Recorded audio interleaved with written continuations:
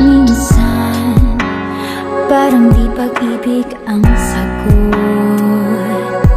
Kahit na sa pag-iisa ay nababago.